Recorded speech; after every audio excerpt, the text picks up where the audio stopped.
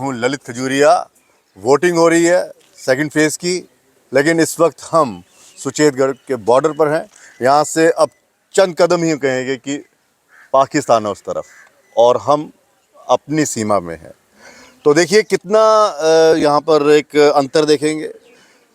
हम उस देश में हैं, हम उस जगह पे हैं जहाँ पर लोकतंत्र की मजबूती के लिए चुनाव हो रहे हैं, और उस पार लोकतंत्र कभी दिखा ही नहीं। और यहाँ पर लोकतंत्र की मजबूती के लिए वोट डाले जा रहे हैं। तो वहीं हमारे साथ वरिष्ठ पत्रकार पवन शर्मा जी हैं, और साथ ही टोनी जी जो डीडीसी हैं, कह रहे हैं कि बड़ा काम करवाया है और कांग्रेस जो है जीत रही है। इन्हीं से हम बातचीत करेंगे। सर, इतिहास रचना है या फिर वही रिपीट करना है जो नहीं, 10 साल इस बार लैंडस्लाइड विक्ट्री होगी कांग्रेस की जम्मू रियासी सीट के ऊपर।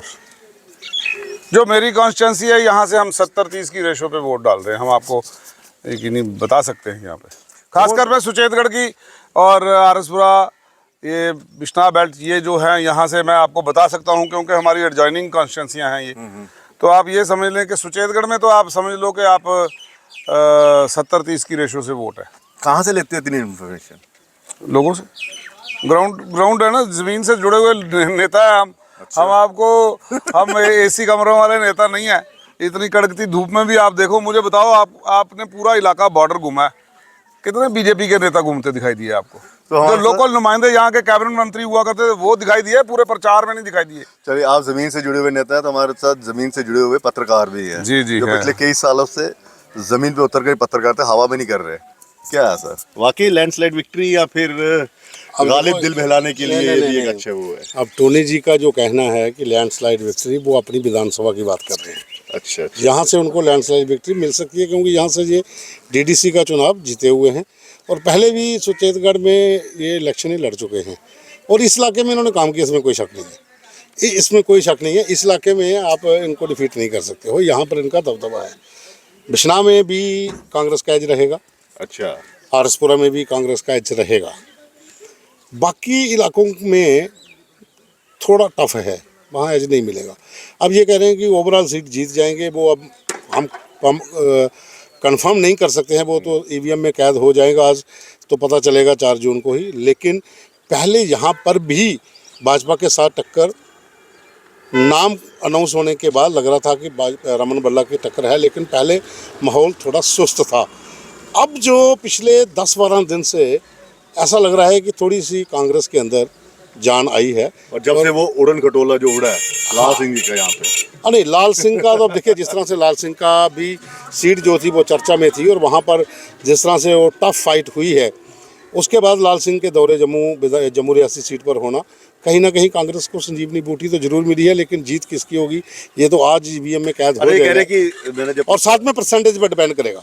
आप देखिए, जिस ढंग से परसेंटेज सुबह शुरू हुई थी, और उस समय काफी वो लग रही थी, सुस्त थी, और खास करके भाजपा के जो गढ़ थे, अच्छा, उन इलाकों में जो परसेंटेज निकली थी वो कहीं ना कहीं डरा रही थी। और 1 बजे की जो डर किसके लिए है? वो डर भाजपा के लिए था ना, क्योंकि अच्छा। जम्मू वेस्ट आपका गढ़ है, जम्मू ईस्ट आपका गढ़ है। उन इलाकों में परसेंटेज लो जाने का मतलब है कि कैंडिडेट को चिंता होना शुरू हो जाती है। और दोपहर 1 बजे तक की अगर आप पूरी रेशो देखें, 48 पॉइंट समथिंग परसेंटेज हो गई थी। उसमें भाजपा के 3-4 बड़े गढ़ जो थे वहाँ पर बहुत कम पोलिंग हुई थी, और सबसे ज़्यादा गुलाबगढ़ जो एसटी विधानसभा क्षेत्र है। तो 18 विधानसभा क्षेत्रों के वोट ही तो पड़ने हैं, और डिपेंड करता है कि कौन सा जो विधानसभा है वो वहाँ से एज मिल जाएगा। जैसे ये सुचेतगढ़ विधानसभा है, यहाँ परसेंटेज बहुत ज़्यादा हो रही है, पोलिंग जो है बहुत ज़्यादा हो रही है।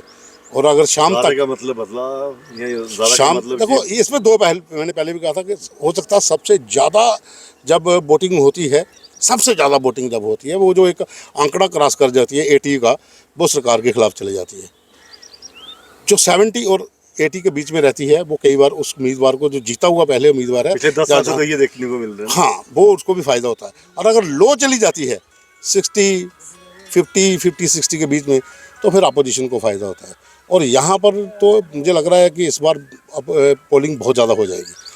अगर नहीं होती है, कम रहती है, तो मुसीबत हो जाएगी। देखिए, ऐसे है, खुशखबरी आपके लिए नहीं, मैं आपको कह रहा हूँ, मैं 70-30 अगर अपनी कॉन्स्टिट्यूंसी की बात कर रहा हूँ, बाहर से भी जो फीडबैक आ रही है वो अच्छी खासी फीडबैक आ रही है। देखें, एक मेरी बात सुने, आपने ये आसपास क्या देख रहे हैं? खेत।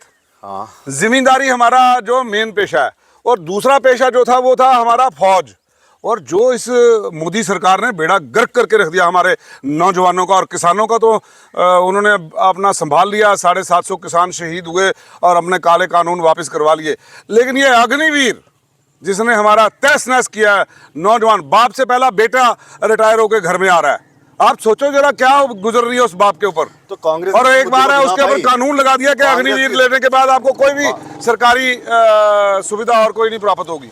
आप देखें, आप हमारे हाथ बांध के हमसे वो फौज करवा रहे हैं। कल को अगर फौज में कोई शहादत दे देता है तो उसको मिलेगा कुछ नहीं। बताएं मुझे आप, एक कहाँ की नाइंसाफी है। आपने हमारे लोगों को, एक दूसरा जो पेशा था यहाँ के किसानों का कि भाई फौज में जाना, वो आपने हमारे हाथ से आपको छीन लगता लिया। है कि ये मुद्दा था, बहुत बड़ा मुद्दा था, या फिर कांग्रेस इस मुद्दे को भुना नहीं पाई या समझ नहीं पाई? ऐसा है कि अग्निवीर जो है, इसमें कौन लोग जाते हैं? ग्रामीण परिवेश से ज़्यादा लोग फौज में जाते हैं। शहरों की संख्या 0.some% बिल्कुल होती है। बिल्कुल। और खासकर हमारे ये बॉर्डर के और खास करके ग्रामीण इलाकों की बात करें तो जम्मू कश्मीर में आपके पास है पुंछ से लेकर कठुआ तक का जो पूरी रूरल बेल्ट है। यहाँ से लोग, बॉर्डर के ज़्यादा लोग जाते हैं, पहाड़ी कंडी इलाके के लोग ज़्यादा जाते हैं। और जैसा टोनी ने कहा, मैं उससे सहमत हूँ कि बाप से पहले बेटा रिटायर हो रहा है। जिसका बाप ऑलरेडी गवर्नमेंट फौज में है, जो आर्मी में है, उसका बेटा भर्ती होता है, 4 साल बाद उसको वापस आ जाना। बाप की अभी 4 साल और पड़ी होगी। वो तो है, लोगों के अंदर गुस्सा तो है। अग्निवीर की जो स्कीम है उसे लेकर तो लोगों में गुस्सा है। डिपेंड करता है कि कांग्रेस इस मुद्दे को इन 18 विधानसभा क्षेत्र के भीतर कितना कैश करवा लेती है, या फिर नहीं, हमने अच्छा खासा कैश करवाया जी इसको। वो डिपेंड करता है कि आप किस तरह अच्छा से खासा। करवाते हो। देखें, अब आपको लग रहा है कि नहीं, लेकिन हमारी कोई सभा ऐसी नहीं हुई है, जनसभा, जिसमें हमने ये नहीं कहा कि भाई अग्निवीर, तो और लोगों ने ये मुद्दा ना उठाया। आपको लगता है कि ये जो जनसभाएं आपने की, जो रैली की, ये वोट में तब्दील होंगी? हाँ, 100% होंगी। बिकॉज हम लोगों को देख रहे थे कि वो हमसे ज्यादा जुनून में आके अग्निवीर के बारे में बोल रहे थे, वो हमसे ज्यादा जुनून में आके महंगाई के बारे में बोल रहे थे। अब वो खुद बोल रहे थे कि अब स्मृति ईरानी को सिलेंडर नजर नहीं आता जो 1200 रुपये पहुंच गया, तो 400 पे बड़ा शोर मचा रही थी वो। तो आज उनको नजर नहीं आ रहा महंगाई। लेकिन ये हम नहीं बोल रहे थे, ये लोग हमारे स्टेजों पे जब बोलने का मौका देते थे लोकल लोगों को, वो बोल रहे थे। आप देखें, आप पूरे इलाके में, बॉर्डर पूरे इलाका में आपको बता रहा हूँ ना जनाब, यहाँ पे जहाँ हम खड़े हैं, यहाँ अच्छा खासा गोलाबारी होती है। ये अब हम कह रहे हैं, हम किस बिना पे दावा कर रहे हैं हम 70-30 की रेशो देंगे। आप देखेंगे ऐसे पूरे जहाज की पट्टी जैसी सड़क बनाई है मैंने यहाँ पर। यहाँ पे पहले बीजेपी का विधायक था, क्या वो नहीं बना सकता था ये सड़क? आज किसी की रोजी रोटी लगी है, कोई रेडी लगा रहा है, कोई यहाँ पे 4 तो 5 तो आपको रेस्टोरेंट में मिलेंगे। लोगों का काम काज चला है। शनिवार एतवार को यहाँ पे पाँव रखने की जगह नहीं होती। आप मेरे बगैर आगे किसी को पूछो, यानी कि आप रेडी वालों को पूछो। फंड्स देने में कमी नहीं हुई। देखें, फंड सभी के पास। मैं आपको दावे से कहता हूँ, जम्मू कश्मीर में मैं डीडीसी हूँ, जिसने मैंने कम से कम 700 करोड़ का डेवलपमेंट कराई। बाकी भी डीडीसी हैं, लेकिन वो जाते हैं, वो दिल्ली जाते हैं, सारे के सारे बीजेपी के लीडर, ये एलजी बदल दो। अच्छा, आप क्या कहते हैं, एलजी बदलो ना बदलो? हमारी सरकार नहीं है, हम ना किसी को कह सकते। हम जो है मौजूदा इसी एलजी से काम भी लिया है हमने। हम कहते हैं हमारा काम तो किया है इस एलजी ने भाई, मुझे किसी की लेने की जरूरत नहीं है। लेकिन बीजेपी, ये कांग्रेस वाली वो कहते हैं ना, वो क्रिकेट में बॉल जब क्या बोलते हैं उसको, गुगली। ये टोनी कभी कभी गुगली मारते हैं ना। मतलब कि हम कांग्रेस वाले, हम थोड़ी कहते हैं बदल दो उनको, हम काम इन्हीं से ही ले रहे हैं। मतलब ये खुश हैं। नाराज कौन है? भाजपा वाले हैं। वही कहे ना दिल्ली के भाई, इस एलजी को बदल दो जी। उसको छोड़ो, मैं डेवलपमेंट की बात करता हूँ। जो बॉर्डर एरिया में आप ये जहाँ पर जो ये टूरिज्म पॉइंट बन चुका है, और यहाँ पर इसमें कोई शक नहीं है कि सुचेतगढ़ में टूरिज्म पॉइंट बनने से जहाँ से लोग देखेंगे ना, परेड शुरू करवाई, पहले हफ्ते में 2 दिन थी, अब 4 दिन है। कांग्रेस को इसका फायदा होगा आपको लगता है? किसको क्यों नहीं होगा फायदा? मैं कांग्रेस का ही तो प्रचारक हूँ इस वक्त। अपने इलाके में तो चलो कांग्रेस का प्रचार कर रहा हूँ ना मैं, डीडीसी तो हूँ। लेकिन आपको मैं जो बता रहा हूँ कि भाजपा का इस समय जो आज पोलिंग परसेंटेज के ऊपर डिपेंड है, वो आपके पास सांबा है, गगवाल है, आपके पास बीजेपुर टाउन है, आपके पास बिश्नाह आधा टाउन है। आधे टाउन में इस बार कांग्रेस का थोड़ा एज दिख रहा है, आधे टाउन में भाजपा का गढ़ है। और उसके बाद आपका आरसपुरा का थोड़ा सा सिटी का माहौल, और बाकी जम्मू सिटी के 3 बड़े इलाके जो हैं, वहाँ से अगर भाजपा लीड ले जाती है तो फिर जुगल किशोर शर्मा जो है वो लीड को बरकरार रखेंगे रियासी तक, जो लास्ट गुलाबगढ़ विधानसभा है। क्योंकि जम्मू डिस्ट्रिक्ट के भीतर आपके पास 11-12 लाख के करीब वोटर है, और यहाँ से लीड लेना बहुत ज़रूरी है। जिस तरह से कठुआ का हम लीड लेंगे अच्छे से। और रमन भल्ला मेंबर पार्लियामेंट बन के दिल्ली जा रहे हैं 4 जून के बाद। अच्छा, ये मैं आपको दावे से कह सकता हूँ। कहाँ से लाते इतना कॉन्फिडेंस है? जनाब कमाल है, फील्ड में काम करने वाले के हाथ कंगन को आरसी का, पढ़े लिखे को फारसी का। हम जमीनी सतह के नेता हैं। भाजपा कह रहे हैं कि गद्दारों की पार्टी है, अगर कांग्रेस को वोट जनाब दे दिया मेरी एक बात सुनो, तो जो मुस्लिम लीग का वो हो गया, वो पॉलिटिक्स है, बिक जाएंगे, वो पॉलिटिक्स है, वो पॉलिटिक्स है, वो पॉलिटिक्स है। लेकिन मैं आपको सही बताऊं, जो आप ये देखें, जो किसान की आवाज़ उठाए वो पाकिस्तानी, वो खालिस्तानी, और जो इनके हाथ में हक में बोले, अब हरियाणा में घुसने नहीं दे रहे वो। अब वो कौन सा, वो देशद्रोही हो गए। कोई हिंदू है उसको देशद्रोही बोल दो, जो सरदार है उसको खालिस्तानी बोल दो, मुसलमान है उसको पाकिस्तानी बोल दो। ऐसे तो इन्होंने ये बना रखी है, परिभाषाएं बना रखी हैं बीजेपी ने। वो बीजेपी की वोकैबुलरी है पर। लेकिन एक बात बताऊं, हम गर्व से कहते हैं कि हम हिंदुस्तानी हैं, हम कांग्रेस में हैं, कांग्रेस का इतिहास है, उसने देश के लिए कुर्बानियाँ दी हैं। और दूसरा, ये सबसे बड़ी बात, इस वक्त डेमोक्रेसी और इस कानून को जो बाबा साहब अम्बेडकर ने बनाया, जिसको ये रद्दोबदल करने की बात करते हैं, ये संविधान बदलने, इनके बहुत सारे मेंबर पार्लियामेंट के जो कैंडिडेट्स हैं उनसे उन्होंने बोला जैसे ही हमारी सत्ता दोबारा आएगी हम ये बदल देंगे। अमित शाह जी कह रहे हैं कि वो बाद में बोल देंगे ये जुमला था। प्रधानमंत्री कह रहे खुद बाबा साहब ही आएंगे। अरे अब जितनी गारंटियां ना मोदी जी की, सारी गारंटियां झूठी हैं और बिल्कुल एकदम फेक है, क्योंकि 2014 की आज तक नहीं पूरी हुई, तो अब क्या होगी।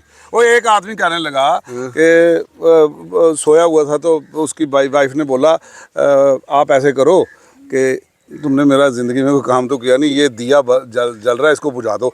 तो वो कहने लगा माता रानी मैं सवेरे सवेरे तेरे दरबार आऊँगा, बाबे वाली माता की तरफ देख के बोला, तो ये दिया बुझा दे। अब वो तो शक्ति है, उसने सुन ली, हवा जगह झोंका चला, वो गया। उसकी वाइफ करती मर जाने, तू इतने 2 बार उठ के जो दिया बुझा सर्दी सवेरे जाएंगा, ठंड से मरदा मरदा। कहता माता ही पता है ਜਿਹੜੇ 2 ਪੈਰ नहीं उठे ने उत्थे कुत्थे आना। सो साहब बीजेपी का उन्होंने सानू पता है कि झूठ मारना है, झूठ का कड़ाह बनाना है, तो मिठा घट क्यों पाना है। इस करके प्रधानमंत्री जो है उन्होंने 2014 में झूठ बोला, 2 करोड़ नौकरियों का, 15 लाख का झूठ बोला, इन्फ्लेशन का झूठ बोला, मेक इन इंडिया फ्लॉप हो गया, आपका इंडस्ट्रियलाइजेशन वो फ्लॉप हो गया। तो आपने यहाँ पे जम्मू में 370 थोड़ी नौकरियां दे देंगे, वो फ्लॉप हो गया। यहाँ पे आपने बोला दिल्ली वेजरों को पक्का करेंगे, वो फ्लॉप हो गया। आपने बिजली के स्मार्ट मीटर लाए, वो फ्लॉप हो गया। RSS और बीजेपी कहती थी यहाँ पे हिंदुओं के ऊपर जजिया लगा रखा है मुगलाई सल्तनतों ने, यहाँ के जो माँ बाप बेटे और बाप बेटी की सरकार ने यहाँ पे जो 50 रुपए लेते थे लखनपुर के अंदर, इन्होंने टोल प्लाजा लगा दिए। अगर ये इतने ही हिंदूवादी थे तो ये टोल प्लाजा 4 उठा भी देते तो कौन सा फर्क पड़ता था। 650 रुपया लगता है माता के दरबार की हाजिरी लगाने से पहले। और आप बाबा बरवानी के पास जाना, बाबा बरवानी के पास जाना हो तो 1500 रुपया लग जाता है। गडकरी साहब कह रहे हैं अच्छी चीज वो लेनी है, तो आज हम मैं बता रहा हूँ कॉन्फिडेंस क्यों आ रहा है। इसी पे चले कॉन्फिडेंस पूछ लेते हैं। कांग्रेस का इस समय जो मुझे लगता है पूरे हिंदुस्तान में जो कांग्रेस के नेताओं में यही वाहिद ऐसे हैं जो जिन्हें पूरा कॉन्फिडेंस है कि हम जीते। बहुत से नेता नहीं, ऐसा ऐसी नहीं बात नहीं है, है, पूरी कांग्रेस में विश्वास है। कांग्रेस के बहुत से नेता जो ऐसे कह रहे हैं, अब वो कितना कॉन्फिडेंस इनका सही होता कितना नहीं, वो तो 4 जून को पता चलेगा, जब वोटों की गिनती 4 जून को है ना, 6 जून को, 4 जून को है वो, जब गिनती शुरू होगी पता चल जाएगा शाम तक। इस वक्त आप स्टेटमेंट लेना मेरी। इस समय मैं ये कह सकता हूँ कि जम्मू कश्मीर के भीतर जो चुनाव इस समय चल रहे हैं, हम 2 सीटों की बात कर सकते हैं, जहाँ पे पहले चरण में कठुआ वाला, और कठुआ वाले में तो फाइट थी, वो मैंने पहले भी आपको कहा था। लेकिन जम्मू वाले पे मुझे कहीं ना कहीं ये लगता है बीजेपी को ज़्यादा एज मिलेगा। मेरी जो अपनी मुझे जो ग्रामीण इलाकों में जो लोग हैं वहाँ पर तो मुझे लग रहा है कांग्रेस की तरफ इनकी वेव जा रही है, लेकिन जो शहरी इलाके हैं वहाँ से बीजेपी को लीड मिलेगी, और वो लीड शायद ज़्यादा होगी और वो गुलाबगढ़ तक रहेगी, मुझे ये लग रहा है।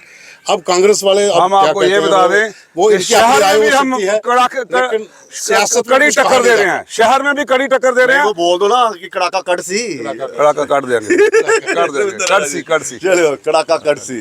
खैर कांटे की टक्कर है, लेकिन यहाँ पर बॉर्डर पे आकर इतना तो हमें लोगों से बातचीत करके पता चला कि लोगों में गुस्सा भी है और लोगों के मुद्दे भी हैं। और पहली बार ऐसा हो रहा है जब लोग खुलकर कह रहे हैं कि भाई साहब ऐसा ऐसा हुआ, तो ये लोग कहाँ थे। फिलहाल 4 जून को ही पता चलेगा किसकी जीत होगी, लेकिन ये है कि चुनाव ज़बरदस्त हो रहे हैं।